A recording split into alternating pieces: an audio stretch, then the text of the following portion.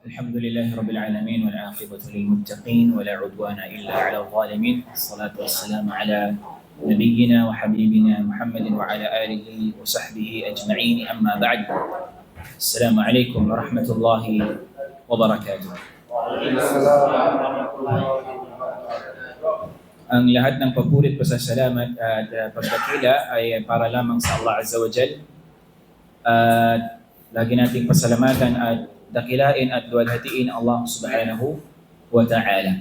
Mga kapatid sa pananampalatayang Islam, ang khutbah na ating narinig kanina, khutbah tata'allaq an fadl az-zakati wa 'uqubatu ala man'iha. Tinalakay ng butihing khatib ang patungkol sa kainaman at parusa ng mga taong hindi naglalabas ng kanilang mga zakat. Okay? Dalawang masir, unsur. Una-una, doon tayo sa kainaman ng zakat. At pangalawa ay doon naman sa kaparusahan ng sinumang hindi naglalabas o nagbibigay ng kanilang mga zakat. Tayyib. La shak, ayyuhal ikhwa, walang pag-aalinlangan na ang pagbibigay ng zakat o kaya ang zakat, ito ay kabilang sa rukun ng Islam, kabilang sa haligi ng Islam. At ito ay obligado sa bawat isa na mayroong kakayahan, mayroong sapat na kakayahan, mayroon silang kayamanan, ay nararapat nilang ilabas yung percentage doon sa kanilang kayamanan. Tayyib. Una-una na kainaman nito mga kapatid sa pananampalatayang Islam, katulad ng sinabi ng Allah Azza wa Jal, khudh min amwalihim sadaqatan tutahhiruhum wa tuzakkihim biha. Una-una, kainaman nito, ito ay nagiging dahilan para linisin ang ating mga kayamanan. Okay? Kaya nga sila, ginawa sa salitang zakat, tazkiyah. Okay? Ibig sabihin nun tathhir, ibig sabihin nun paglilinis ng kayamanan. So, every time ang isang mananampalataya, kapag umabot na yung nisab, ano yung nisab? Ibig sabihin nun, umabot na yung hawl, ibig sabihin isang taon halimbawa. Okay? So, kailangan niyang ilabas yung nararapat doon sa kanyang kayamanan. Di ba? So, ang paglalabas niya na yun, hindi yun ibig sabihin na mababawasan yung kayamanan niya. Okay? Hindi katulad ng iniisip ng iba na kapag ikaw ay naglabas ng iyong kayamanan, di ba? O kaya ilang peraso o kaya sabihin ilang percentage doon sa kayamanan mo, iniisip ng iba lagi na nababawasan yung kayamanan nila. Okay? Hindi nila alam na ang isa sa mga hikmah, isa sa mga wisdom, karunungan ng kung bakit ipinagutos siya ng Allah Azza wa Jal upang sa gayon ay malinis yung kayamanan na meron ka. Dahil hindi natin alam, maaari yung ibang transaksyon na meron tayo, ito pala ay nahaluan ng haram. Okay? So, paglilinis yun sa kayamanan na meron tayo. Tayyib? So, isa sa mga hikmah nun, o kaya isa sa mga benefit ng pagbibigay ng zakah ay nililinis yung ating mga kayamanan sa anumang mga muharramat o transaction na nahaluan doon sa ating kayamanan. Okay? Kaya nga sinabi ng Allah Azza wa Jal, khudh min amwalihim sadaqatan. Kumuha ka doon sa kanilang mga kayamanan na sadaqah. Pero yung sadaqah na tinutukoy nito ay yung zakah. At hindi yung sadaqah na kawanggawa. Okay? Hindi siya obligado. So dito, ang sadaqah na tinutukoy dito ay yung zakah. Okay? Min amwalihim sadaqatan tutahhiruhum wa tuzakkihim biha. Okay? Upang sabi niya, tutahhiruhum, para linisin sila. Ibig sabihin yung kayamanan niya ay malinis doon sa pamamagitan ng pagbibigay ng zakah. Tayyib? Pangalawang bagay, o kaya pangalawang kainaman nito, ito ay nagiging dahilan ng pagkakaroon ng baraka sa pera ng isang tao at nagkakaroon ng mas more blessing o kaya biyaya na dumarating sa tao nagbibigay ng zakah. Okay? Dito sinabi ng Propeta Muhammad sallallahu alaihi wasallam, ma naqusa malun min sadaqah. Hindi sabi niya na babawasan yung kayamanan na ginamit sa pagbibigay ng sadaqah. The more na yung isang tao nagbibigay siya ng kanyang zakah, nilalabas niya yung zaka sa kanyang kayamanan, ay mas daragdagan pa ng Allah Azza wa Jal yung kanyang kayamanan. Kaya mapapansin nyo, sa panahon natin ngayon, kung sino yung nagbibigay ng zaka, makikita mo yung mas tumataas sila, mas dumarami yung kayamanan na meron sila. Dahil sa baraka na nilagyan ng Allah Azza wa Jal doon sa kanilang kayamanan. Pero maaaring may magtanong sa inyo, bakit meron namang hindi nagbibigay ng zaka? Pero patuloy at umaangat sila ng gusto. Yun ay tinatawag na istidraj sa kanila. Alam niyo yung istidraj?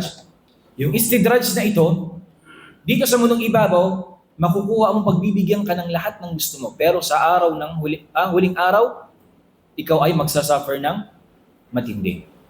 Okay? Sa panahon ni Uthman bin Affan, si Uthman bin Affan radiyallahu an, isa siya sa mga khalifa na mayaman sa panahon niya. Okay? Isa siya sa mga mayaman. Kung kaya't, mayroong mga digmaan kapag nagsabi ang Rasul sallallahu alaihi wasallam na kung sinong parang kung sa atin mag-donate o kaya magbigay ng tulong para sa mga sahaba, nagbibigay siya. At sa Medina Al-Munawwarah, mayroong tinatawag na, sa hadith, nabanggit yun ng Rasul sallallahu alaihi wasallam, yung tinatawag nilang Bi'r Uthman. Ano yung bi'r? Bi'run. Di ba nakikita nyo minsan kapag mga signage? Bi'r Sa'ir. Kinukunan ng tubig. Wheel. Balloon. Balloon. Sa Medina Al-Munawwarah, noong kapanahonan ni Propeta Muhammad at doon si Uthman bin Affan, kasi yung may-ari ng wheel na iyon, ng balloon na iyon, ay isang Yahudi. At kapag merong kukuha doon, kailangan magbayad. Okay? So, binili ito ni Uthman radiyallahu an para mapakinabangan ng mga kamusliman that time. Yun ay tinatawag na waqf. Alam niyo waqf? Kalimutan ko yung term lang sa English. Endowment. Aywa, endowment. Okay? Yun ay waqf. Hanggang ngayon ay nandyan pa rin. At doon sa Madinah Al-Munawwarah, dito sa likod ng Masjid An-Nabawi, may tinatawag doon na hotel, waqf endowment, Uthman endowment. Nakikita nyo sa bandang likod. Okay? Tayyib. So sa panahon ni Uthman radiyallahu an, ay hindi nagkaroon ng mga mahirap sa panahon dahil sa binigyan niya ito ng mga pangangailangan nila. Di ba? So, gayon din, alhamdulillah dito sa Saudi Arabia, kung makikita natin, wala tayo makikita ng mga natutulog sa lansangan. Hindi ba? Pero tingnan mo sa ibang mga bansa, kaliwat kanan, may nakatira sa mga lang na trapal, ano-ano pa mga tagpi-tagpi dyan. Pero dito sa Saudi Arabia, alhamdulillah, wala tayong makita mga ganyan. Di ba? Meron bang ibang bansa nakagawa ng ganyan? Ang tinutukoy ko, yung nagaya yung wala kang makita sa mga street, mga palaboy-laboy na mga tao. Di ba? Subhanallah. Alhamdulillah ala ni'matillah. Di ba? Alhamdulillah sa ibinibigay na ni'ma sa atin ng Allah subhanahu wa ta'ala. Okay. So, yun ay fadl. Dito naman tayo sa kaparusahan ng mga taong hindi nagbibigay ng zakat. So, ano ba ang hatol sa Islam? So, ang hindi pagbibigay ng zakat, tabaan ito ay malaking kasalanan sa Allah. Bakit? Kasi ang zakat ay kabilang sa rukun, haligi ng Islam. Sa panahon na isa sa mga sahaba, at most specifically sa 4 na khalifa, kaninong panahon na kinalaban na khalifa na iyon ang mga taong hindi nagbibigay ng zakat. Sinong khalifa? Kanina si Uthman, di ba? Ngayon sino naman? Sigurado kayo? Tayyib, si Abu Bakar Siddiq radiyallahu anhu. Kinalaban niya at qital. Pakikipaglaban sa mga taong mga hindi nagbibigay ng zakat sa panahon niya. Okay? Dito sinabi ni Sinabi niya, ثبت أن أبا بكر الصديق رضي الله عنه قاتل مانع الزكاة. Sabi niya, قال والله لأقتلن من فرق بين الصلاة والزكاة. لأقتلن, sabi niya. Siguradong kakalabanin ko, sabi niya. Kikitiling, sabi niya, yung mga yufarriqu bayna as-salah. Ibig sabihin, sinisiparate nila yung salah at zakah. Ibig sabihin, yung mga taong hindi nagbibigay ng zakah. Okay? Pangalawang, hululil bala. Okay? Kapag ang tao hindi nagbibigay ng zakah, ay darating at darating sa kanya yung kanyang kaparusahan. Okay? Dito sinabi ng Propeta Muhammad sallallahu alaihi wasallam, وَمَا مَنَعَ قَوْمٌ زَكَاةَ أَمْوَالِهِمْ إِلَّا مُنِعُوا الْقَطَرَ مِنَ السَّمَاءِ وَلَوْلَا الْبَهَائِمْ لَمْ يُمْطَرُوا. Okay? Sinabi ng Propeta Muhammad sallallahu alaihi wasallam, وَمَا مَنَعَ قَوْمٌ زَكَاةَ أَمْوَالِهِمْ إِلَّا walang kaum, sabi niya, nasyon na hindi nagbigay ng zakah maliban na lang na ipinagkait sa kanila yung qatar minas sama. Anong tinutukoy nun? Yung ulan sa kalangitan. Walaula al-bahaim lam yumtaru. Ibig sabihin, kung hindi lang dahil, sabi niya, sa mga hayop na meron dito, ay hindi bababa yung ulan. Kaya babagsak yung ulan.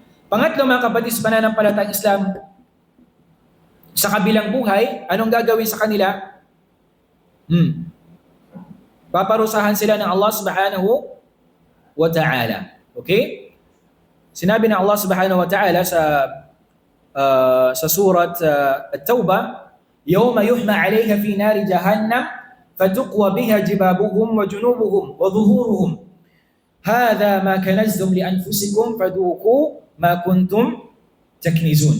Sabi ng Allah subhanahu wa ta'ala, يَوْمَ يُحْمَى عَلَيْهَا فِي نَارِ جَهَنَّمْ. Sa araw na yun, sabi niya, kapag ito ay tinipon na yung mga ginto at mga pilak, ay paiinitin, sabi niya Allah subhanahu wa ta'ala, sa apoy ng impyerno, at pagkaraan, sabi niya, katukwa. Anong gagawin? Itatatak. Alam yung mikwa? Kawi. Alam yung kawi? Plansyahan. Itatatak doon sa kanila sa kabilang buhay, sa kanilang mga noo, sa kanilang mga tagiliran, at sa kanilang likuran. Okay? Hada ma kanaztum li anfusikum. Yan yung sabi niya ginawa niyo sa inyong mga kayamanan. Faduku bima kuntum taknizun. Tikman ninyo. Tikman ninyo, sabi niya, lasapin niyo, sabi niya, yung resulta ng inyong mga ginawa doon sa kabilang buhay. Yung kayamanan yun ang gagawin na mikwa para itatak doon sa kanilang mga noo. Subhanallah. At meron din sa hadith ng Rasul sallallahu alaihi wasallam, doon sa kabilang buhay, ang kayamanan nila ay magiging napakalaking ahas. At pupulupod dun sa kanya. At sasabihin niya, anong sasabihin ng na yun? Ako, sabi niya, ang iyong kayamanan. Di ba? Nakakatakot.